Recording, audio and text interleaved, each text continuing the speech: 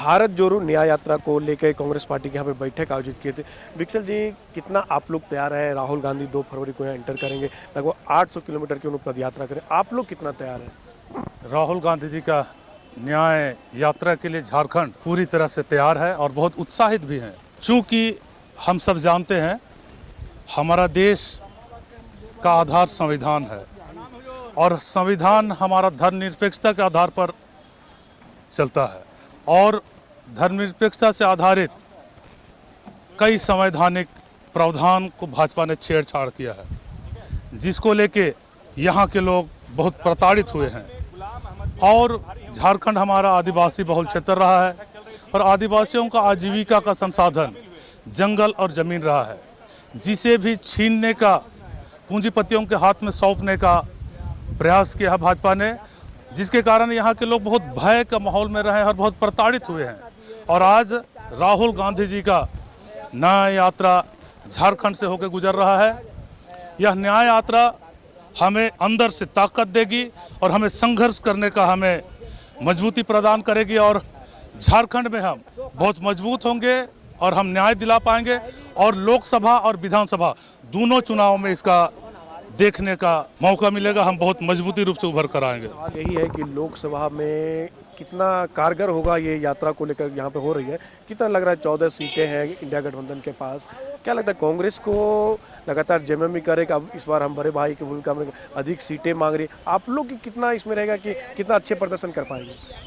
Seat का कोई मामला नहीं है। हम लोग इंडिया गठबंधन के तहत चुनाव लड़ रहे हैं और सभी सीट में हम मजबूती से लड़ेंगे, चाहे वो जेएमएम लड़े या कांग्रेस लड़े या अन्य हमारे साथी संगठन के लोग।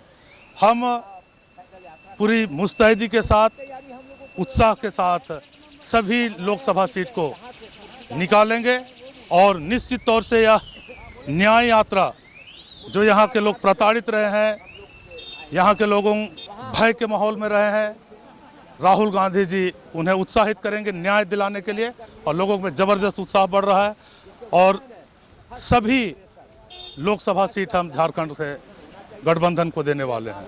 जी, सवाल और है कि लगातार बीजेपी आरोप लगा रही है कि इस बार जो आपके प्रभारी हैं इसलिए प्रभारी बनाए गए हैं अल्पसंख्यक से क्योंकि सिर्फ सेकुलर वोटों को एकजुट करें। इसमें लगता है कितना सच्चाई है जो लगातार ये बात चल रही है? भाजपा का खुद का इस तरह का एजेंडा रहा है। मैं आप सबों को बता दूं, अल्पसंख्यकों का आबादी बहुत कम है हमारे देश में। अल्पसंख्यकों का आबादी बहुत कम है और कोई भी राजनीतिक पार्टी ऐसा राजनीतिक नहीं करेगा। हम पूरे देश के लिए, सभी समुदायों के लिए हम सामने खड़ा रहते हैं। कोई एक समुदाय के लिए हम खड़ा नहीं होते हैं। ये ओछी राजनीति बीजेपी करती है, जिसका जग जाहिर है, पूरे विश्व में लोग जानते हैं कि भाजपा का राजनीति क्या है। धार्मिक एजेंडा को लेकर वह सत्ता पर आई है और धर्म के नाम पर देश को कमज़ोर करना चाहती है। यही भाजपा का मुख्य एजेंडा रहा है। चलिए, और एक सवाल उठा रही है कि राहुल गांधी देवघर नहीं जा रहे हैं, उनको पूजा करना पड़ेगा, इस ऐसी बातें बीजेपी कर रही है। लगता है इसमें कितना सच्चाई है? सबों का धार्मिक आस्था है और राजनीतिक लोगों का तो कोई धर्म नहीं होता है।